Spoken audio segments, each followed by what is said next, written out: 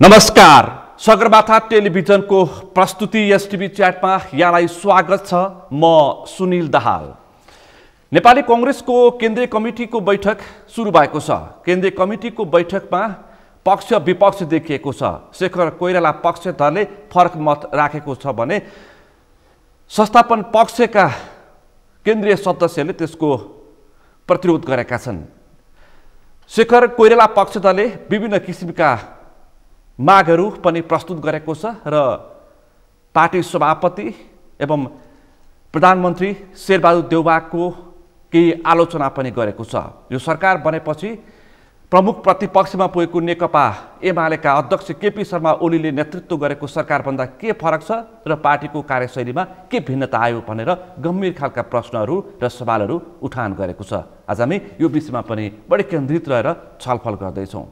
व्यवस्थापिका, कार्यपालिका, न्यायपालिका सबैतिर अस्तव्यस्त छ र सरकार अब निर्वाचनतर्फ केन्द्रित भएको छ।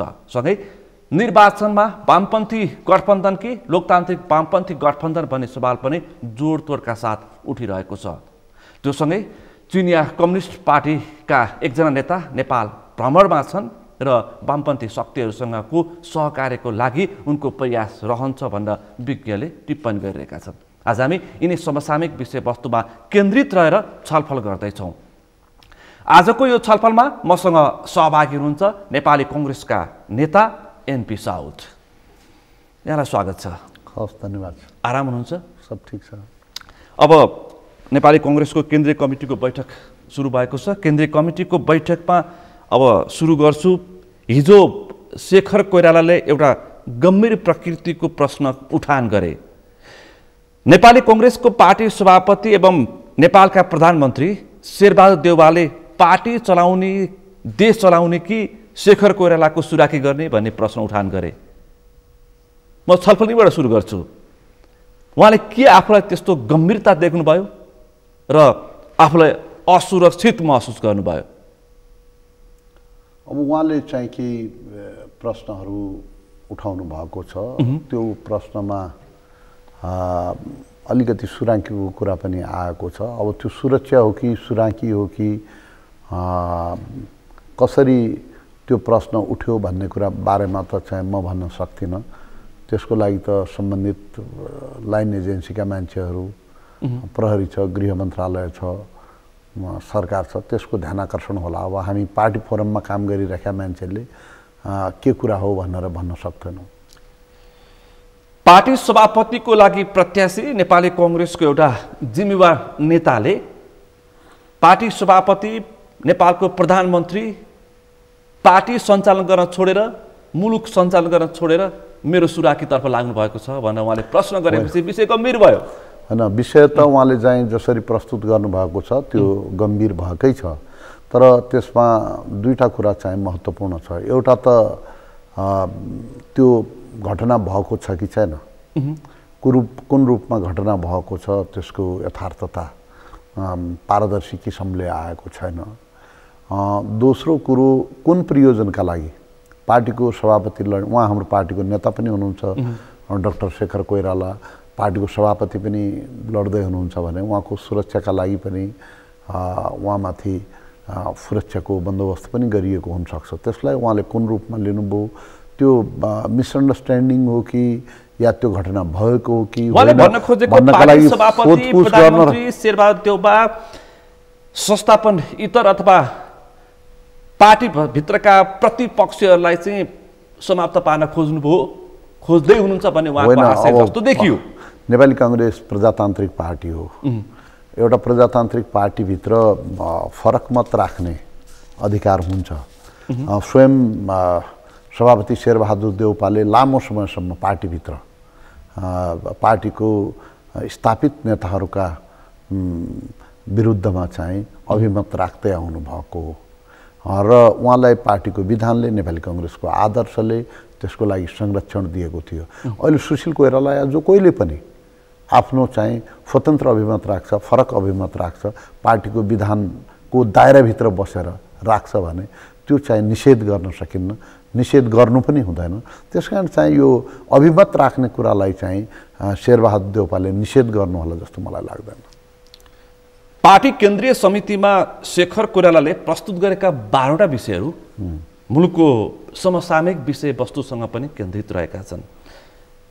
यसभन्दा अगाडि जुन जुन विषयमा त यो अहिले सत्तामा रहेका 5 दलीय गठबन्धनले प्रमुख प्रतिपक्षमा पुगेको नेकपा एमालेका अध्यक्ष केपी शर्मा ओलीलाई जस्तो किसिमका प्रकृतिका आरोप र सङ्गीन किसिमका विषयवस्तु उठान गरेको थियो, त्यो केपी शर्मा ओली बालुवाटारबाट बालकोट पुगिसक्दा त बालुवाटारमा प्रवेश गर्नेहरूको प्रवृत्ति र कार्यशैलीमा भिन्नता आउनुपर्ने हो नि, तर खासै आएको देख्दिनँ। म यहाँ के विषय उठान गर्छु, राष्ट्रिय अनुसन्धान, राजस्व अनुसन्धान, सम्पत्ति शुद्धिकरण, ती विभागहरू प्रधानमन्त्री स्वयंले यसभन्दा अगाडिका केपी शर्मा ओलीले आफैले दुरुपयोग गरे र आफू अहङ्कारी, शक्तिशाली, तानाशाह बन्न खोजे, यही कुरा उठान भएको थियो।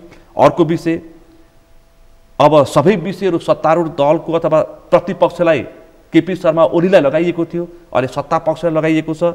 गभर्नरको प्रक्रिया होस् अथवा सर्वोच्च अदालतका प्रधान न्यायाधीश चोलेन्द्र शमशेर राणामाथिको महाभियोगको विषय होस्, स्थानीय तहको कङ्ग्रेस कार्यकर्ताको अथवा विभागका कङ्ग्रेसका विभागहरूको पूर्णता पाउन नसकेको लगायतका थुप्रै आर्थिक सङ्कटका विषयहरू, निर्वाचनमा गठबन्धनका विषयहरू, भातृ सङ्गठन शुभेच्छुकहरूको असन्तुष्टिका विषयहरू लगायतका थुप्रै विषय प्रसङ्ग छन्। जनताको जीवनशैली समेत उठान गरेर उहाँले 12वटा बुँदा प्रस्तुत गर्नुभएको छ।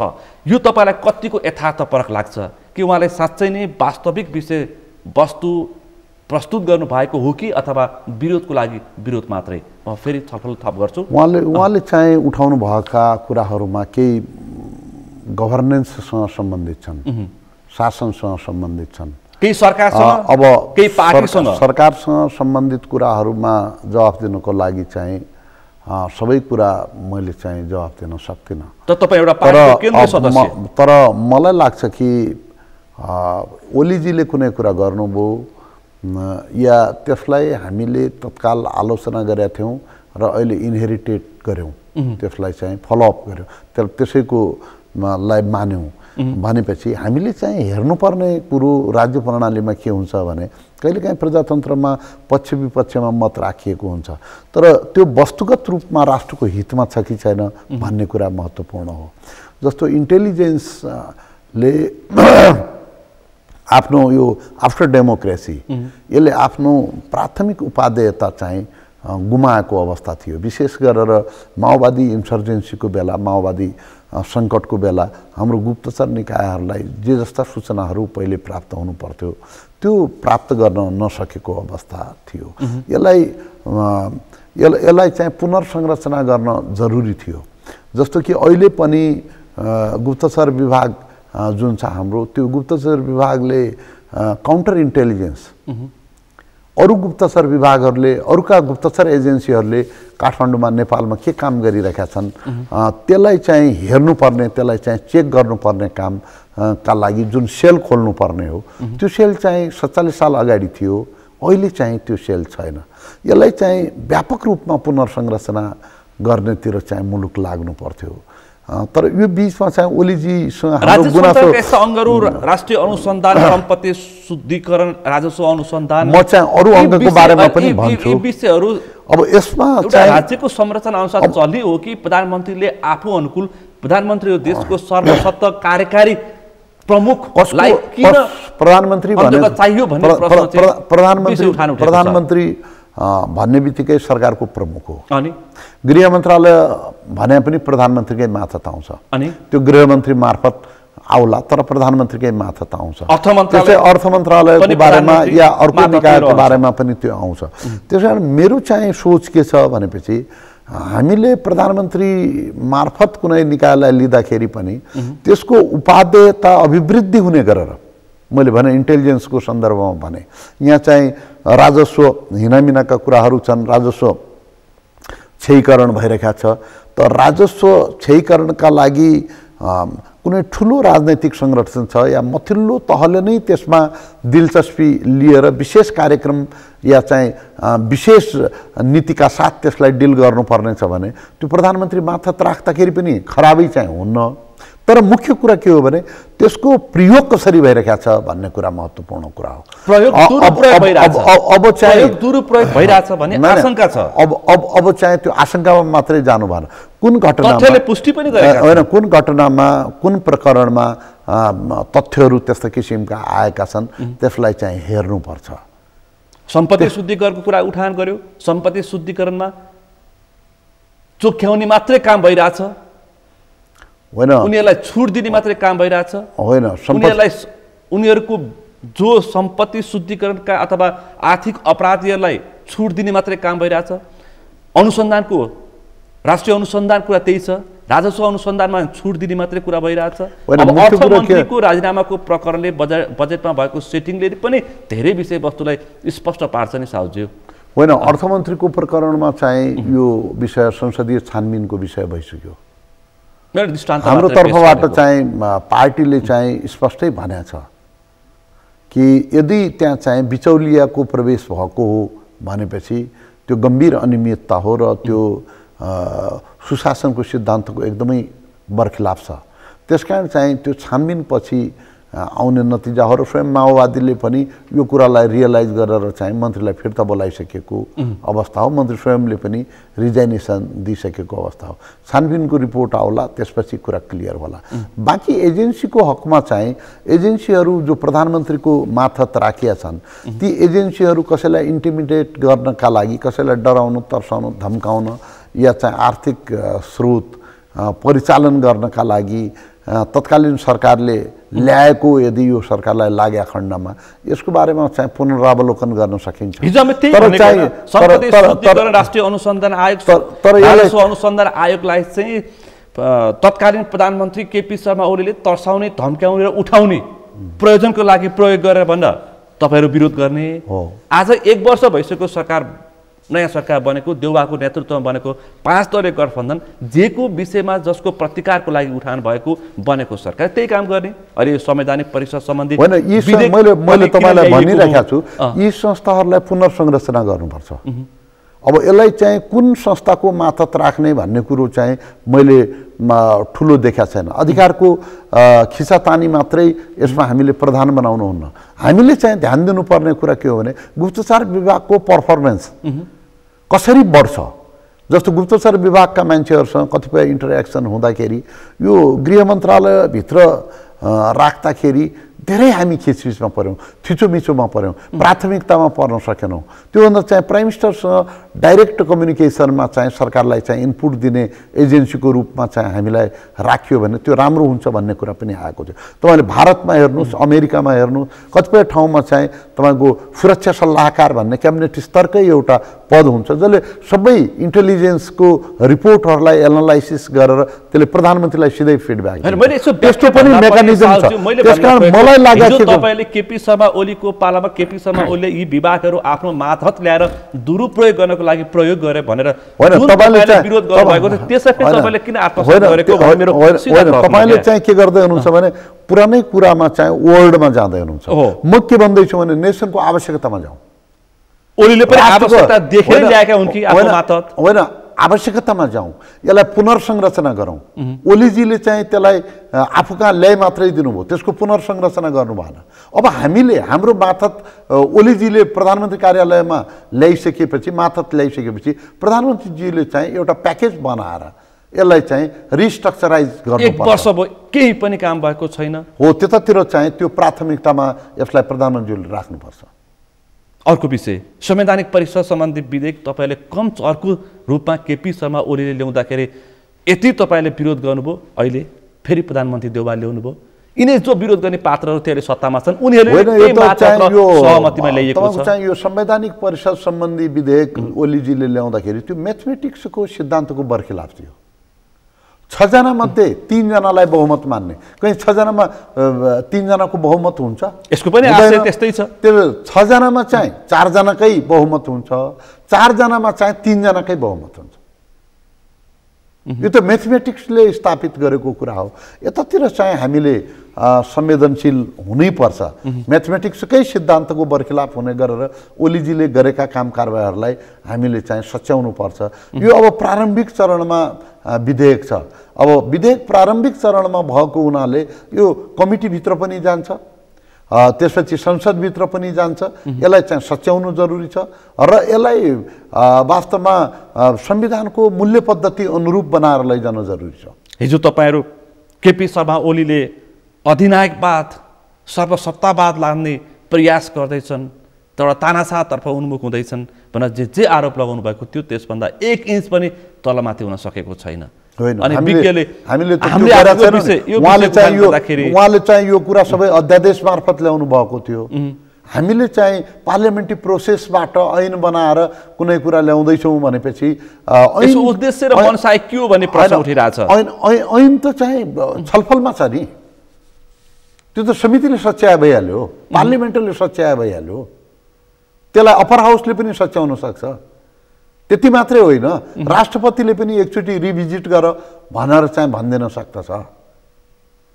त्यसकारण चाहिँ यसलाई केपी ओलीसँगै तुलना गरिहाल्नुपर्छ भन्ने छैन। तर हाम्रो सरकार पार्टीको सरकार मानिसहरूले बुझेका कङ्ग्रेसभित्रका अथवा सत्ता गठबन्धनभित्र रहेका सत्तारूढ दलका सांसद बहालवाला मन्त्रीहरूले समेत यसको विरोध गरिरहेछन्। अनि होइन, कसले विरोध गर्यो म भन्न सक्दिनँ। म चाहिँ के भन्छु भनेपछि यो पुरानो विधेयकले म्याथमेटिक्सको सिद्धान्तलाई पनि अतिक्रमण गरेको हुनाले त्यो सिद्धान्तसँग बरखिलाफ गर्ने गरेर चाहिँ विधेयक ल्याउनु हुन्न। 6 जनामा चाहिँ 3 जनालाई बहुमत भन्न मिल्दैन गणितले। त्यसकारण चाहिँ यसलाई चाहिँ सच्याउनु पर्छ, परिमार्जन गर्नुपर्छ। परिमार्जन गर्ने ठाउँहरू छन्, ती ठाउँहरूमा यसलाई परिमार्जन गर्दै लैजानुपर्छ। केपी शर्मा ओली अहिले ढुक्कका साथ हाँसी हाँसी भन्दै हुनुहुन्छ कि हिजो मलाई तानाशाह अधिनायकवादको आरोप लगाउनेहरू अहिले मेरै शैलीमा हिँडिरहेका छन्। अहिले चाहिँ ओलीजीले प्रश्न मात्रै उठाइराख्नु भएको छ। ओलीजीले अहिलेको विधायकका बारेमा आफ्नो धारणा बताइराख्नु भएको छैन। अहिले ठिक भएको छ, राम्रो भएको छ पनि भन्न सक्नु पर्यो नि त। उहाँले अर्धसत्य बोलिराख्नु भएको छ। केपी शर्मा ओलीले अर्धसत्य बोलिरहनु भएको छ। होइन, चाहिँ हिजो मलाई चाहिँ आरोप लगाइएको थियो, अहिले त्यही बमोजिम आयो भन्यो।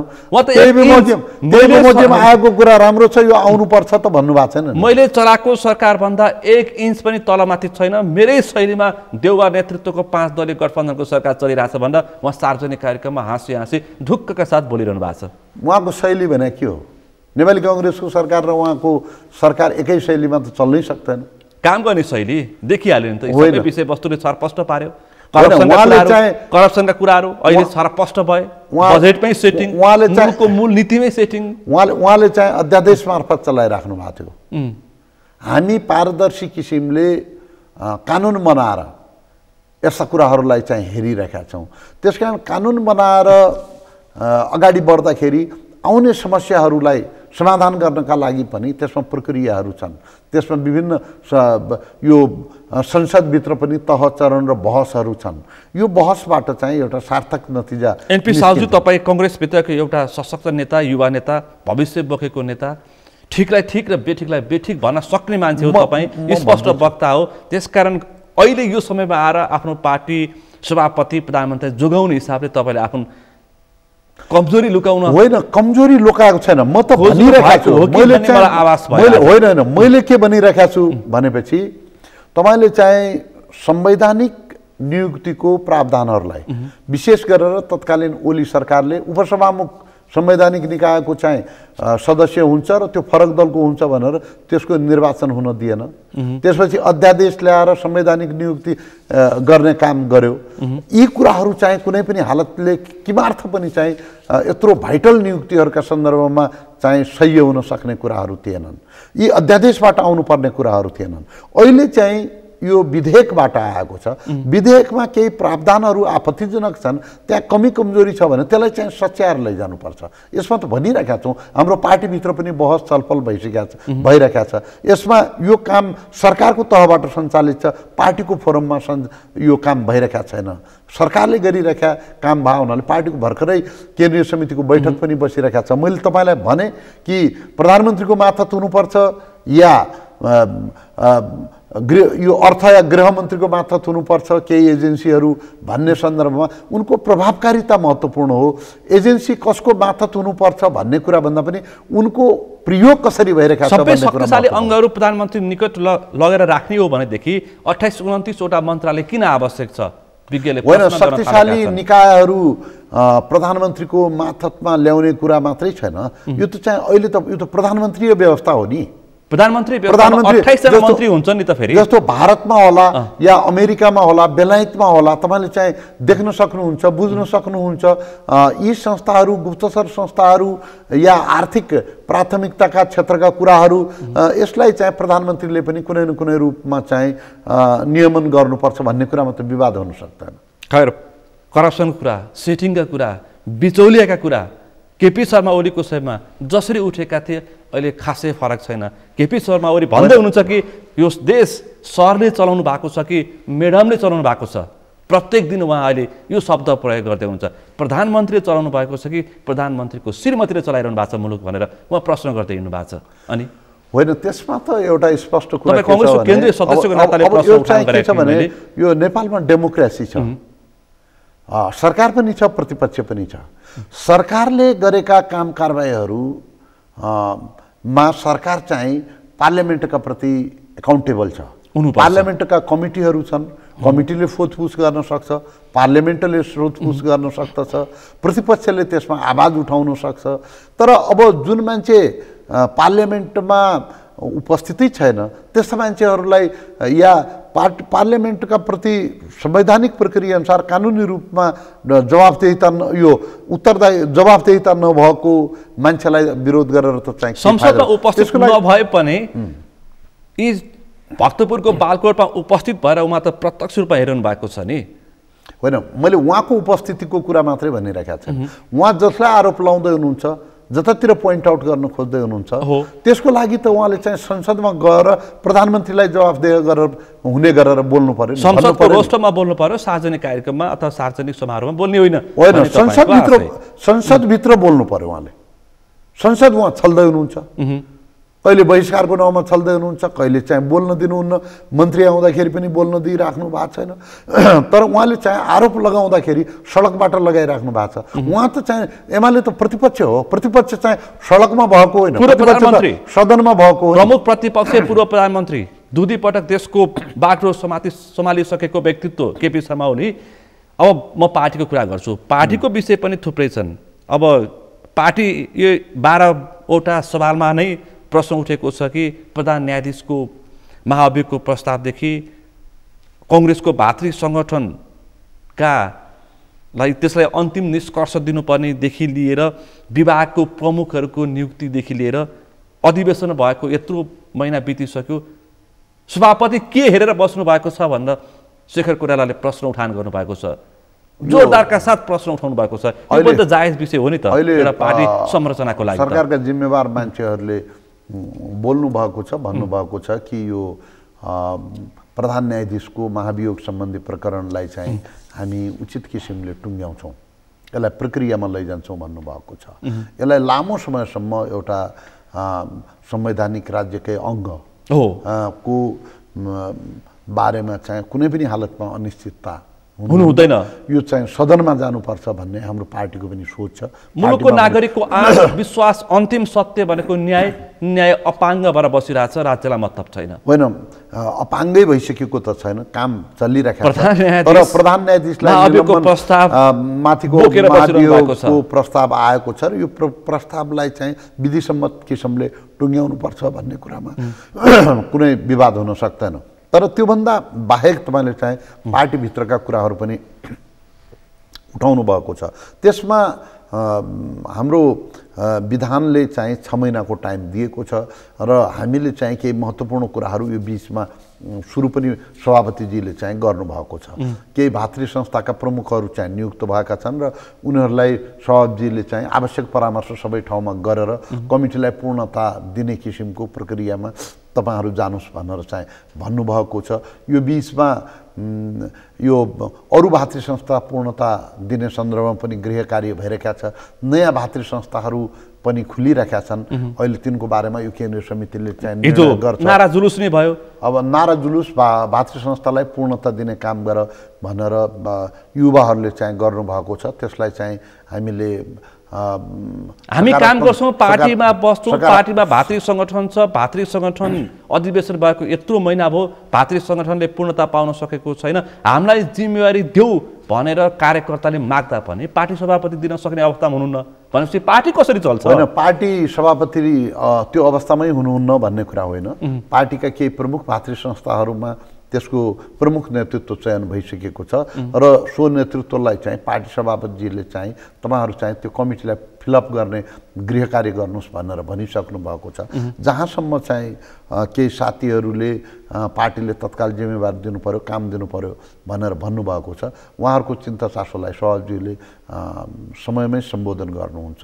चाँडै केन्द्रीय यो तदर्थ समितिहरू जुन भातृ शुभेच्छुक संस्था छ त्यसलाई पूर्णता अघिल्लो 5 वर्षको कार्यकालमा पनि यो भातृ संगठनको पूर्णतामा यस्तै किसिमको विवाद हुँदाखेरि अन्तिम समय तपाईसँग लुकाउन चाहन्न। अब नेपाली कांग्रेस भित्र कतिपय सन्दर्भमा बहस विवादहरू छन् र विवादहरू बहसहरू भएको ठाउँमा चाहिँ सहमतिको कोसिसलाई पनि एउटा स्पेस दिनै पर्छ। सभापतिलाई चाहिँ मलाई चाहिँ अधिकार छ भन्ने बित्तिकै एकपक्षीय किसिमले गएपछि आरोप लाउने साथीहरू पनि भन्छन् कि उहाँले चाहिँ एकपक्षीय किसिमले काम गर्नुभयो भन्छन् र विवादलाई चाहिँ निप्टाउँ, सहमतिमा काम गरौँ भन्दाखेरि होइन उहाँले त कामै गरिराख्नु भएको छैन, थाती राखिराख्नु भएको छ भनेर पनि भन्छन्। त्यो उहाँको सदास्यता नै हो भन्ने मान्छु म कि कमसे कम चाहिँ सबै पक्षसँग व्यापक अन्तर्क्रिया छलफल संवाद गरेर पार्टीलाई अगाडि बढाउँ। पार्टीमा चाहिँ एक्लै अगाडि बढ्न खोज्दाखेरि जति इफेक्टिभ किसिमले प्रभावकारी किसिमले पार्टी सञ्चालन गरे पनि एउटा सेक्टर छुट्यो भनेपछि पार्टीले पूर्णता पाउन सक्छ। कांग्रेस नै हो, पार्टी सभापति शेरबहादुर देउबा हुने कांग्रेस नै हो, सभापतिको प्रत्याशी भएर पराजित भएका शेखर कोइराला पार्षदहरू पनि कांग्रेसै हुन्। उनीहरूले राखेका यी मागहरू सरसर्ती अध्ययन गर्दाखेरि पनि कांग्रेस नै शुद्ध होस्, कांग्रेस नै बलियो होस्, कांग्रेस नै केही सुदृढीकरण होस् भनेर आशा राखेर नै यी मागहरू प्रस्तुत गरेको देखिन्छ। तपाईहरु भन्दिनुहुन्छ कि के भन्दिनुहुन्छ ए शेखर कोइराला पक्षधरले 40-60 को भागभण्डा खोजेको भनेर तपाईहरु आरोप लगाइदिनुहुन्छ। हैन, यसमा यस्तो छ जस्तो केही एसेसमेन्टहरू चाहिँ उपयुक्त छन् भन्ने होइन। विशेष गरेर यो गठबन्धन गर्ने पार्टीले चाहिँ निर्णय गर्यो, हामीले चाहिँ गठबन्धनबाट एउटा नतिजा पनि बाहिर ल्यायौं। 49 सालको निर्वाचनपछि नेपाली कांग्रेस स्थानीय निर्वाचनमा सबभन्दा ठुलो पार्टीको रूपमा पहिलोचोटि आयो। 54 मा आउन सकेका थिएन, 74 मा आउन सकेका थिएन, दुईटा बीचमा पनि निर्वाचन भयो। यो चाहिँ पार्टी सबभन्दा ठुलो पार्टीको रूपमा आएको कुरोलाई चाहिँ सकारात्मक रूपमा नै ग्रहण गर्नु। सत्ता गठबन्धन चाहिँ सकारात्मक हो। अहिले सरकारको बारेमा चाहिँ कुरा गर्दाखेरि हामी जम्मा 23 सिट जितेका थियौं, 40 चाहिँ हामीले समानुपातिकमा थप्दाखेरि पनि 63 मात्रै भएका थियौं। यस्तो अवस्थामा रणनीतिक रूपमा सबैको सहयोगले एउटा गठबन्धन बनाएर नेकपाको सरकार आफै विघटनमा गयो, हामीले तोड्या त होइनौं। त्यसपछि जो पार्टीमा यो देशमा शून्यता आउन सक्थ्यो त्यसको ठाउँमा नेपाली कांग्रेसको नेतृत्वमा सरकार गठन गरेर मुलुकलाई अगाडि बढाउने कुरालाई चाहिँ सकारात्मक रूपमा लिनुपर्छ। भनेपछि जस्तो तपाईले चाहिँ एमसीसी 4-5 वर्षदेखि चाहिँ ह्याङ भएर बसिरहेका थियो। विदेशले अनुदान दिइरहेका छ, नेपालमा यति ज्यादा मान्छेहरूले राजनीति गर्दिए, यति ज्यादा भिडियो र अन्य सञ्जालमा मान्छेहरू बगे, यति ज्यादा मान्छेहरूले चाहिँ कृत्रिम जनमत क्रिएट गर्ने अवसर पाए, जानी बुझिकन सत्यलाई निषेध गर्ने उपायमा मान्छेहरू चाहिँ लागे। त्यसको एमसीसी सत्य भन्नुहुन्छ, एमसीसी सँग लुकेका विषयहरू फेरि एमसीसी सँग जोडिएका र लुकेका विषयहरू फेरि छरपष्ट हुन थालेका छन्। त्यो विषय आईपीएस एमसीसी एसपीपी त्यसको बारेमा मलाई के लाग्छ भने जस्तो कि त्यो कुरोलाई पनि उहाँले चाहिँ टुङ्गोमा लाउनु भयो। एमसीसी पछि आएका अरू विवादहरूका सन्दर्भमा त लामो बहस गर्नुभयो भने अहिले तपाईँकै तर चाहिँ केपी ओलीदेखि लिएर धेरै मान्छेहरूको चाहिँ त्यसमा हात भएको कुरो उनीहरूकै टेन्युरको बेला चाहिँ चिठी गएको भएको बेला चाहिँ त्यो तपाईँले पाँचवटा सरकार बनेको छ, पाँचवटा एमसीसीको विषयसँग जोडिएका। यस्तो भएको हुनाले एमसीसीलाई पनि उहाँले चाहिँ राम्रोसँग टुङ्ग्याउनु भयो। अलिअलि दायाँ बायाँ मुख भएको हिजो माओवादी र हाम्रो सम्बन्ध कस्तो थियो? सबभन्दा ज्यादा मान्छे हाम्रो चाहिँ मारिएको अवस्था थियो। माओवादीले चाहिँ अब हामीले पनि हाम्रो सरकारको बेलामा पनि उनीहरूलाई गिरफ्तार गर्नुपर्छ भनेर एउटा प्रोत्साहन रकम तोकेर चाहिँ बोलेको अवस्था थियो सरकारले। भने त्यस्तो अवस्थामा पनि हामीले त्यस्तो विपरीत ध्रुवका शक्तिहरूलाई पनि प्रजातन्त्रको एउटा न्यूनतम साझा कार्यक्रम अन्तर्गत उनीहरूलाई एक ठाउँमा ल्याएका छौँ। एक ठाउँमा मात्रै ल्याएका छैनौँ, हामीले कङ्ग्रेसको भोट कङ्ग्रेसलाई ट्रान्सफर गर्न चाहिँ समस्या छ। उपमेयरको एउटा भोट आउँछ, मेयरको एउटा भोट आउँछ, वडा अध्यक्षको एउटा भोट आउँछ, सब कांग्रेसले दिइरहेका छन्। त्यसपछि उपमेयरलाई त्यो भोट आइरहेका छैन। कांग्रेसको भोट कांग्रेसलाई ट्रान्सफर गर्दाखेरि चुनौती भएको बेला फरक धारका, फरक संस्कारका, फरक विचारका पार्टीहरूसँग गठबन्धन स्थानीय हिजो मर्ने र मार्न तयार भएका गठबन्धन भएर चुनावमा भोट दिएर जिताउनु पर्ने अवस्था होइन। उनीहरूको भोट पनि हामीले पाएछौँ, हाम्रो भोट पनि उनीहरूलाई गएको। तपाईले त इमानदारिता पेश गर्नु भएन। त्यसकारण म तपाईसँग के भन्छु भने माओवादीको सेन्ट्रल कमिटीको मिटिङले कांग्रेसले इमानदारिता प्रस्तुत गरेन स्थानीय तहको निर्वाचन भनेर निष्कर्ष निकालेको छ। म चाहिँ तपाईलाई के भन्न चाहन्छु भने कांग्रेस भित्र कांग्रेसैको भोट अर्कोलाई ट्रान्सफर गर्न समस्या थियो। म भन्दैछु वडा अध्यक्षको भोट मेयरलाई आएको छैन, पार्टी भित्रैको भोट। त्यो जटिलता भएको बेलामा पनि हामीले परिणाममा जानुस्, माओवादीले के भन्छ, समाजवादीले के भन्छ, अर्को व्यक्तिले के भन्छ भन्ने होइन। परिणाम त म्याथमेटिकल छ, गणितीय छ। र गणितमा जाँदाखेरि तपाईले नेपाली कांग्रेस गठबन्धन भएको ठाउँमा 61-62% ठाउँमा हामी जितेका छौँ भने त्यो चाहिँ परिणाम त सकारात्मक भएको छ नि। त्यो चाहिँ अहिलेको सरकार भने चाहिँ केन्द्रको सरकार मात्रै होइन, सबभन्दा बलियो सरकार अहिले भने स्थानीय तहमा छ। पक्कै पनि जनताको सरोकारको त्यो जनताको सरोकारको ठाउँमा हिजो हामी वाइप आउट जस्तो भएको थियौँ, धेरै अलिकति कमजोर शक्तिका रूपमा रहेका थियौँ। अहिले चाहिँ शेरबहादुर देउपाले नै गठबन्धनलाई इनिसिएट गरेर, गठबन्धनको पहल गरेर, गठबन्धनलाई एउटा सार्थक परिणाममा पुर्याएर देशभरिका मेयर उपमेयर तपाईँले हेर्नुभयो भने 600-700 मान्छे त चाहिँ गाउँपालिका नगरपालिकामा के मेयर छ, के उपमेयर छ, के दुईटै ठाउँ जित्या छ। त्यसले चाहिँ जनताको सेवा गर्ने कांग्रेसले चाहिँ अवसर पाइरहेका छ। किन नबुझेको हिजो एक्लै प्रतिस्पर्धा गर्दाखेरि यसभन्दा अगाडिको निर्वाचनमा कस्तो हालत भएको थियो, अहिले गठबन्धन गर्दाखेरि कांग्रेसलाई कति फाइदा भयो? मलाई किन सोध्नुहुन्छ? त्यो त उहाँलाई सोध्नु न। तपाईले के बुझ्नु भएको छ त्यसबारे? मलाई चाहिँ के लाग्छ मलाई के लाग्छ भनेपछि कहिलेकाहीँ चाहिँ प्रतिस्पर्धीहरूको बीचमा आलोचनात्मक पनि सम्बन्ध हुन्छ। अब पार्टीको कार्यालय, पार्टीको बैठकमा केही दृष्टिकोण राख्नुलाई हामीले चाहिँ अन्यथा पनि लिनुहुन्न, निषेध पनि गर्नुहुन्न यसलाई। तर हाम्रो बुझाइ, पार्टीको समग्र बुझाइ परस्पर संवादबाट, छलफलबाट, पार्टीको अर्गनाइज निर्णयबाट, पार्टी कमिटीको पद्धतिबाट यो आउने हुनाले मलाई पुरा विश्वास छ कि उहाँ पनि गठबन्धनको पक्षमा नै हुनुहुनेछ। किनभने गठबन्धन अहिलेको अवस्थामा भएन भने मलाई पनि मोरङबाट चुनाव जित्नु पर्ने छ। होइन, पार्टीलाई नै जित्नु छ, उहाँको व्यक्तिगत कुरो होइन। यहाँ त व्यक्तिगत कुरा आइसक्यो। होइन, व्यक्तिगत कुरो कसैको छैन। म तपाईलाई हिजो कञ्चनपुरमा माओवादी र एमाले नमिलेको भएदेखि त्यहाँ एनपी साउदले चुनाव जित्न सक्थ्यो। हिजो मिले, अब कांग्रेस बलियो अवस्थामा हो। त हामीले दुई कारणले गठबन्धन हामीलाई चाहिएको छ। एउटा त हाम्रो खिलाफको गठबन्धन नबनोस्, वामपन्थीहरूको गठबन्धन नबनोस्। एउटा त खिलाफको गठबन्धन, वामपन्थीहरूको गठबन्धन नबनोस्। दोस्रो कुरो के छ भनेपछि हामी एक्लै आफ्नै बुतामा 50% सिट जित्न सक्दैनौँ। वामपन्थीहरूको 65% मत चुनावमा या चुनावपछि हामीले चाहिँ अन्य दलको पनि सहयोग लिनुपर्ने हुन्छ। यो सहयोग चाहिँ निर्वाचन पद्धति जुन हामीले अङ्गीकार गरेका छौँ त्यो पद्धतिभित्र जुन अङ्गीकार गरेका छौँ त्यो पद्धतिको पनि माग छ।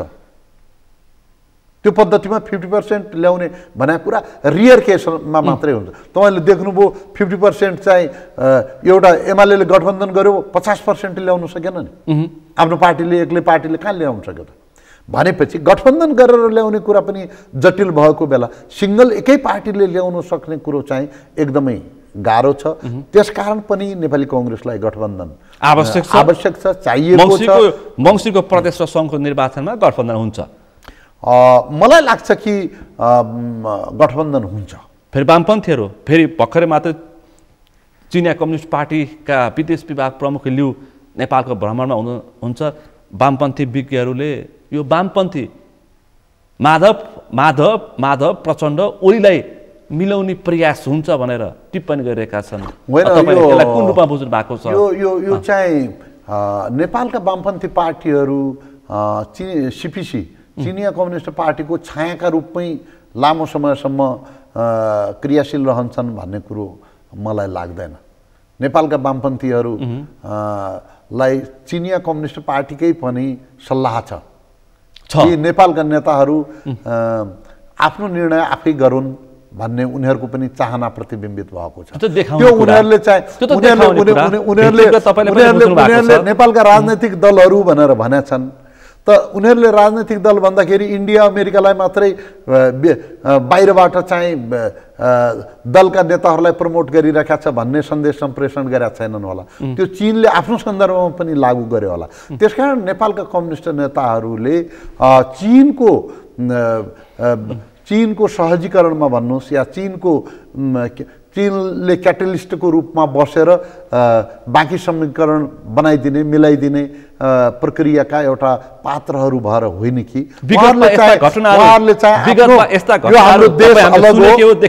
यो देश हाम्रो अलग हो, हामी आफ्नो खुट्टामा उभिनुपर्छ।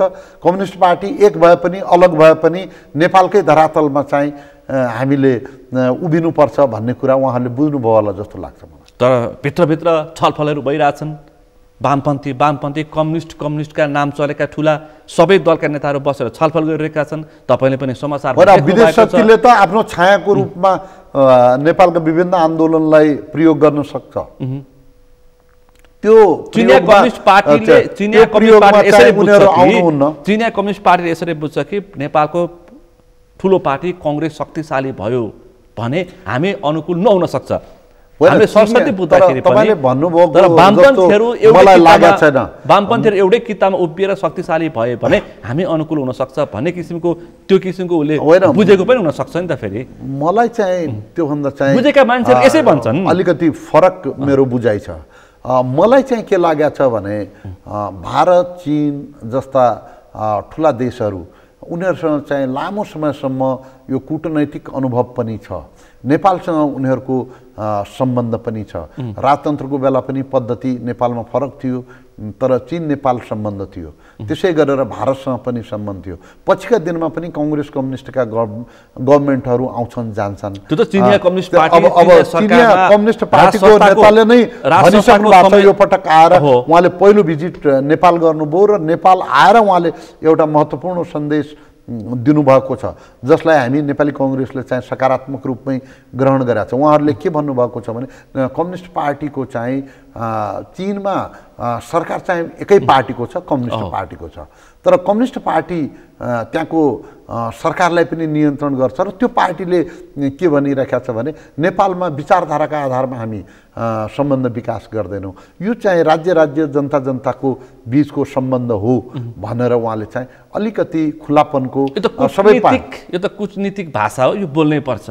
किनकि अर्को आन्तरिक मामिलामा कुनै पनि छिमेकी राष्ट्र हो अथवा कुनै मित्र राष्ट्रले त्यस्तो हस्तक्षेप गर्न पाउँदैनन्। तर भित्र के हुँदैछ कुरो त्यहाँनिर हुन्छ। कूटनैतिक भाषा पनि कुनै नीति वाक्य भएर आउँछ भने त्यसको अर्थ हुन्छ नि। अस्ति एमसीसीको पालामा हामीले सुन्यौँ नि एमसीसी के गर्ने भन्ने विषयमा अमेरिकन पक्ष र चिनिया पक्षले कस्तो किसिमको प्रतिक्रिया दिए, जस्ताको तस्तै प्रतिक्रिया दिएका हैनन्। हामी नेपालमा जबरजस्त दिन खोजिएको अनुदान स्वीकार्य छैन, त्यसमा हामी पक्षपाती हुन सक्दैनौँ भनेर उत्तरी छिमेकी मुलुकले हप्तामा 2वटा विज्ञप्ति निकालेको थियो। एउटा कुरा म तपाईँलाई हैन, हामीले बुझेको प्रतिपक्षी उनीहरू चाहिँ शक्ति राष्ट्रहरूको त आफ्नो दृष्टिकोण हुन्छ, आफ्नो राष्ट्रिय हितको बटम लाइन सिर्जना गर्ने काम हाम्रो हो। हामीले चाहिँ कुन अनुदान लिने, कुन अहिले जस्तो अहिले यो सरकारले पोलिटिकल म्याच्युरिटी नै देखाएको छ, यसले चाहिँ एमसीसी लिनुपर्छ भन्यो, बीआरआई नलिने कुरा गर्यो। होइन, बीआरआई लिनु पर्दैन भनेको छैन। अहिले यसले के भनेको छ भने एमसीसी अनुदानमा आएको थियो, लिन्छौँ भन्यो। बीआरआईको हकमा तपाईँहरूले चाहिँ अनुदान प्रोजेक्ट दिनुहोस् भने रेल ल्याइदिनुहोस्, अर्को ल्याउनु सक्छ, अर्को ल्याउनु सक्छ। लिउ र सम्मान्य प्रधानमन्त्री शेरबहादुर देउवा बीचको भेटघाटमा अब बाहिर आएको समाचारमा आएका विषयवस्तु हुन् कि हामीलाई ऋण चाहिएको होइन, अनुदान सित्तै चाहिएको हो भनेर माग्नुभयो। त्यो पनि त कूटनीतिक त्यो पनि कूटनीतिक चातुर्यता त भएन नि त। होइन, त्यो अमेरिकासँग पनि त उहाँहरूले हाम्रो सरकारले त्यही गरे हो नि। एमसीसी चाहिँ ऋण भएको भए हामीले सोच्नु पर्थ्यो लिने बारेमा। एमसीसी ऋण नभएर यो अनुदान हो। अनुदानका बारेमा चाहिँ हामीले खुकुलो भएर लिनुपर्छ। चीनले पनि ऋण नदिएर अनुदान दिन्छ भने किन नलिने? चीनले बाइदिए रेल बनाइदिन्छ, लासाबाट रेल ल्याइदिन्छ भने किन नलिने? त्यसकारण हाम्रो नीतिमा एक रेल बनाएर स्थिरता छ। लासाबाट काठमाडौँसम्म रेल बनाइदिएर अनि चिनिया सेना पनि ल्याएर राख्थ्यो भने पनि स्वीकार्ने। अहिले एमसीसीमा त्यही कुरा उठिरहेछ, एसपीपीलाई जोडेर। आफ्नो बोर्डरमा त चिनिया सेना सबैको छ, जहिले पनि छ नि। काठमाडौँमा आएर बुट बजार छ भने मान्छेहरूले होइन, न यहाँ अमेरिकन सेना बुट बजार छ, न चाइनिज सेना। यहाँ गोर्खालीकै बुट बजारिने हो।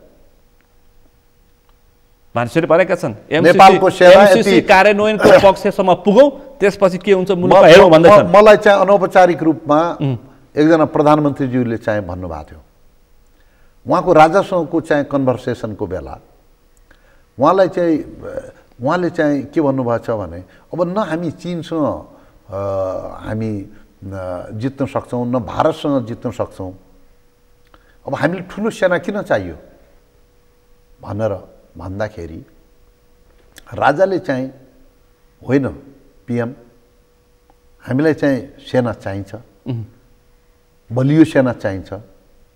चीनबाट केही हुँदाखेरि चाहिँ हामीले भारतीय मद्दत पुगुन्जेलसम्मका लागि पनि हामीले चाहिँ लड्नुपर्छ, त्यसका लागि हामीलाई सेना चाहिन्छ। भारतबाट केही हुँदाखेरि पनि चिनिया मद्दत पुग्नका लागि पनि हामीसँग लड्नुपर्छ भने त्यसकारण चाहिँ नेपालभित्र नेपाल जुन बफर जोनको रूपमा चाहिँ बसेको अवस्था छ, यो बफर जोनको रूपमा रहेको नेपालको सन्दर्भमा चाहिँ मलाई लाग्छ कि हामीले एकअर्कालाई जिस्क्याउने गरेर हिँड्ने होइन, एकअर्कासँग सन्तुलित अडोस पडोससँग चाहिँ सन्तुलित सम्बन्ध राख्नुपर्छ। तर यसको अर्थ यो होइन कि हामी चाहिँ सेनै नराखौँ, प्रशासनै नराखौँ, पार्टीहरू या उत्तरवादी हुन् या दक्षिणवादी हुन् भन्ने कुरा होइन। हामीले विदेश नीतिलाई सन्तुलित किसिमले आफ्नै धरातलमा राख्ने गरेर अगाडि बढ्नुपर्छ। चीनलाई पनि आश्वस्त गर्नुपर्छ कि तपाईँहरूको विरुद्धको गतिविधि हामी कहाँ हुन दिने छैनौँ भन्ने कुरा स्पष्ट गर्नुपर्छ। र नेपालमा यदि उत्तरतिरबाट कुनै किसिमको चलखेल हुन्छ दक्षिणको खिलाफमा पनि त्यो हामीलाई चाहिँ सही छैन भन्ने सन्देश सम्प्रेषण गर्नुपर्छ। र त्यो कुरामा जति हामी त्यो शक्ति हामी राख्न सक्छौँ। यस्तो किचलो छ, यस्तो छ अवस्था, एक पक्ष अर्को पक्ष, यो शक्ति उतातिरको शक्ति, त्यो शक्ति उतातिर वामपन्थीहरू चिनिया अथवा कङ्ग्रेसहरू, यसमा तपाईँलाई म स्पष्ट युरो अमेरिका भारत यसमा हामीले चाहिँ लघुताभास राख्नुपर्ने कुरै छैन। आजभन्दा 100 वर्ष अगाडि, 250-300 वर्ष अगाडि हाम्रा पुर्खाहरूले उत्तरसँग पनि लडाइँ लडेका छन्, दक्षिणमा अङ्ग्रेज हुँदाखेरि युद्ध लडेका छन्, डिप्लोमेटिकल्ली यो राज्यलाई यो राष्ट्रलाई यहाँसम्म पुर्याएका छन्। हामीले चाहिँ गर्न सक्दैनौँ, चीनसँग कुरा गर्न सक्दैनौँ, भारतसँग कुरा गर्न सक्दैनौँ भन्ने कुरा कहाँबाट? तपाईँलाई थाहा छ त्यो अमरावती यो नदी चाहिँ यो के अरे हाम्रो चाहिँ नुवाकोटसम्म चाइनिज सेना आउँदाखेरि पनि गोर्खाली लडेरै आएको, गोर्खाली लडेरै रोकेको। ब्रिटिस युद्ध त तपाईँलाई थाहा छँदैछ।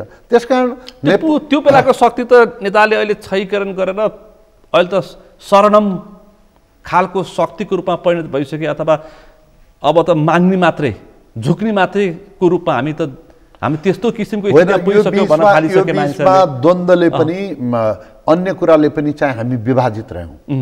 यो तपाईँले भन्नुभएको ठिकै हो।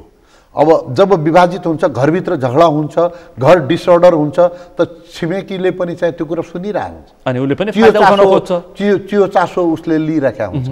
त यस्तो अवस्थामा चाहिँ हाम्रा केही नीतिगत कमी कमजोरीहरू भएका हुन सक्दछन्, तर ती स्थायी प्रवृत्तिहरू होइनन्। खैर, आज म यो विषयवस्तुभन्दा पनि अहिले समसामयिक हाम्रो आन्तरिक सरकार पार्टीको विषयवस्तुमा नै केन्द्रित हुन चाहन्छु। भनेपछि मङ्सिरको निर्वाचनमा 165 स्थानमा तपाईँले अब कसरी 5 दललाई मिलाउन सक्नुहुन्छ?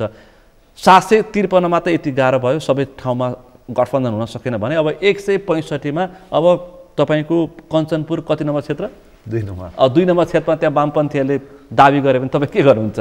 गठबन्धनको पक्षमा लाग्नुहुन्छ कि विपक्षमा? होइन, तपाईँलाई चाहिँ म के स्पष्ट राख्न चाहन्छु भने त्यो चाहिँ 753 होइन, 35,000 वडा सहित गर्दाखेरि वडा सहित गरेर 35,000 ठाउँ थियो जहाँ चाहिँ हामीले 5 दलीय गठबन्धन सैद्धान्तिक रूपमा केही न केही राष्ट्रिय सहमति गरेर चाहिँ अगाडि बढायौँ। र एउटा हामीले सूत्र पनि डेभलप गऱ्यौँ। हामी चाहिँ गठबन्धनका दलहरूको विरुद्धका दलसँग गठबन्धनमा जाने छैनौँ। स्वस्थ प्रतिस्पर्धा गर्छौँ। जहाँ गठबन्धन हुन्छ गठबन्धन गर्छौँ, जहाँ गठबन्धन हुन सकेन स्वस्थ प्रतिस्पर्धा गर्छौँ, र गठबन्धन हुन नसकेका ठाउँमा चाहिँ हामी ती दलसँग गठबन्धन गर्दैनौँ जो हाम्रो खिलाफमा छन्। एमालेसँग जो हाम्रो खिलाफमा छन्, कुनै दलको नाउँ नल्याउन। एमाले त हो नि अलिक शक्तिशाली। त्यत्रो ठुलो सहमति चाहिँ 35,000 ठाउँको निर्वाचनका सन्दर्भमा भयो भने अहिले त 165 चाहिँ तपाईँको चाहिँ निर्वाचन क्षेत्र 330 प्रदेशको एउटा पत्रिकाले चाहिँ एउटा डाटा प्रस्तुत गरेको थियो कि 165 वटा स्थानमा यदि यो 5 दल गठबन्धन गर्यो भने काङ्ग्रेसका आधी पदाधिकारी पनि चुनावी प्रतिस्पर्धामा गर्न नसक्ने अवस्थामा पुग्छन्, किनकि जितेको ठाउँमा त तिनीलाई दिनु पर्यो। मानौँ कि तनहुँमा रामचन्द्र पौडेललाई दिने कि किसान श्रेष्ठलाई, अब कञ्चनपुरमा कसलाई दिने, अब मानौँ कि मोरङमा कसलाई दिने, ठुला पार्टीकै ठुला नेताहरू पनि बाहिरिन सक्ने अवस्था रहन्छ। त्यस्तो बेला के होला भन्दैछन् के? होइन, गठबन्धन भन्ने बित्तिकै तपाईँले एउटा कुरा छोड्न चाहँदैन कसरी पनि होइन, आफ्नो अनुकूलतामा मात्रै गठबन्धन हुँदैन। विन विन पोजिसन हो गठबन्धन। केही कुरा माओवादीले पाउँछ, केही कुरा कङ्ग्रेसले पाउँछ। त्यसकारण चाहिँ टेबलमा आइसकेपछि सहमति सहकार्य गरिसकेपछि गिभ एन्ड टेक त हुन्छ नि त। तर्कमाथि प्रति प्रश्न गर्छु कि कञ्चनपुरमा त्यहाँ कम्युनिस्टहरूलाई माओवादीलाई छोडिदिनु पर्ने अवस्था आयो भने एनपी साउदले के गर्छ? त्यसलाई चाहिँ इन्डिभिजुअलाइज नगर्नुहोस्। अत व्यक्ति हो नि त, त्यो त पार्टीको नीति प्रधान छ नि। पार्टीले के पोलिसीमा हिँड्छ, के पोलिसीमा हिँड्दैन भन्ने कुरा महत्त्वपूर्ण छ। पार्टीभन्दा त व्यक्ति ठुलो हुन सक्दैन। पार्टीले निर्णय गर्छ। आदर्शमा प्रतिबद्ध छन् नेपालका नेताहरू। होइन, पार्टीहरूमा यत्रो हामीले चाहिँ गठबन्धन गऱ्यौँ, कार्यान्वयन भएन। कहीँ भयो, कहीँ भएन। होइन, अधिकांश ठाउँमा भयो, सेटिङ भयो। अधिकांश ठाउँमा माओवादी र देउबा र प्रचण्डको सेटिङ भएर हामीलाई सिद्ध्याउन खोजे भन्दा माधव नेपालले सार्वजनिक कार्यक्रम भनेको, उपेन्द्र यादवले सार्वजनिक कार्यक्रममा भनेको होइन। अब केही कुरोको बारेमा चाहिँ गठबन्धनका असजिलाहरू छन्। गठबन्धनका असजिला भने के छन् भनेपछि हामीहरू विचार, संस्कृति, व्यक्तित्व आदि कारणले पनि चाहिँ आदि इत्यादिका कारणले पनि हामीहरू फरक धरातलमा उभिएर अर्गनाइज भएका पार्टीहरू हौँ। तपाईँले चाहिँ गठबन्धन गर्ने बित्तिकै पनि गठबन्धनमा स्ट्रेन्थको कुरा पनि आउला, कतिपय ठाउँमा स्ट्रेन्थको कुरा आउला, जनाधारको कुरा पनि आउला। कसैको कुनै कम्युनिटीमा जनाधार छ, कसैको कुनै भूगोलमा जनाधार छ, जितेको पनि कुरा आउला। अब जितेको भन्ने कुरा पनि आउला। को फर्स्ट थियो, को सेकेन्ड थियो, को थर्ड थियो भन्ने कुरा पनि आउँछ होइन। यी सबै कुरा आउने हुनाले मलाई चाहिँ के लाग्छ यसमा भने आत्तिनु पर्ने कुरा छैन। सबैले विन विन पोजिसनमै गएका छन्। समाजवादीले पनि अब व्यावहारिक रूपमा हामी एमालेकै हाराहारी छौँ भनेर भन्दाखेरि चाहिँ गाह्रो छ। एमाले काङ्ग्रेसको हाराहारी छ। अहिलेको सत्य के हो भने हाराहारीमा छ, समाजवादीले ओलीको हाराहारीमा माधव नेपाल देख्यो भने मान्छेले ठट्टा गर्छ मान्छेले अब चाहिँ समस्या छ त्यसकारण चाहिँ माधव नेपालजी यिनीहरूले पनि राष्ट्रिय धरातलको यथार्थलाई चाहिँ स्वीकार गरेर अगाडि आफ्नो साइज बुझेर सिट सङ्ख्या माग्नु पर्यो हो हिजो म 64 को माओवादी हिजो म एमाले भनेर प्रचण्ड र माधवले पनि त्यो किसिमको भोटको गणित छ नि सबैले पाउँछ भोट हो अन्तिममा छु म एनपी साहुज्यू मुलुक आर्थिक रूपमा क्षतिग्रस्त हुन खोज्दैछ चिन्ता व्यक्त गर्नु पर्यो तपाईहरुले तपाईहरु सत्तामा हुनुहुन्छ तपाई सत्ताको सभापति प्रधानमन्त्री निकटको नेता हो मुलुक त अब श्रीलङ्का हुन्छ भनेर मान्छेहरु चिन्ता व्यक्त गर्न थालिसके बजार अस्तव्यस्त भइसक्यो महँगीले हेर्नुस् त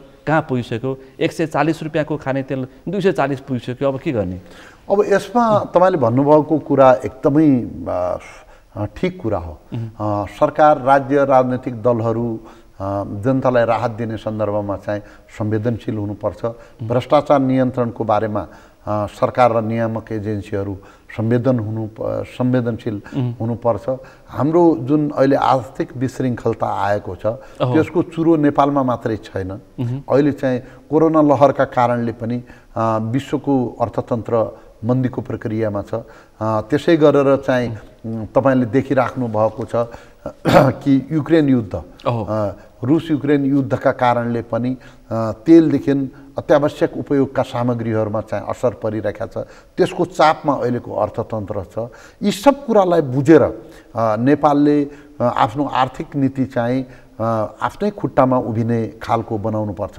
हिजो अस्ति पनि म सुनिरहेका थिएँ भनिरहेको थिएँ ठुला ठुला शक्ति राष्ट्रहरू खाद्यान्न बाहिर चाहिँ निर्यात गरिरहेका छैन अहिले जोहो गरेर राखिरहेका छन् भोलि चाहिँ पेट्रोल र खाद्यान्न शक्ति राष्ट्रहरूले जोगावट गरेका छन् जोहो गरेर राखिरहेका छन् हामी यहाँ अस्ति मात्रै 6 अर्बको तपाई कञ्चनपुर धनगढीको जहाँ उत्पादन हुने क्षेत्रको मान्छे हिजो अस्ति मात्रै हामीले 6 अर्बको त चामल किनेछौं कृषि प्रधान देश हो यस्तो अवस्थाबाट नेपाललाई जोगाउनु पर्यो हो नेपाललाई जोगाउनु पर्यो यो कुरोमा म चाहिँ तपाईसँग सहमत छु यसमा सरकारले हाम्रो पार्टीले र अन्य पार्टीहरूले पनि संवेदनशीलता देखाउनु पर्छ यसमा कहीँनिर कमी कमजोरी छ भनेपछि यत्रो संवैधानिक व्यवस्था छ नियामक एजेन्सीहरू छन् उनीहरूलाई चाहिँ गतिशील गर्नुपर्छ उनीहरूले गतिशील हुनुपर्छ नेपाली चाहिँ एउटा भविष्य भएको जाति हो भविष्य भएको राष्ट्र हो हाम्रो पुर्खाहरूले 250-300 वर्षसम्म भोलिको दिनमा राजापाक्से जस्तो समुद्रको किनारमा सेनाको बीचमा सुरक्षा लिएर बस्नुपर्ने अवस्था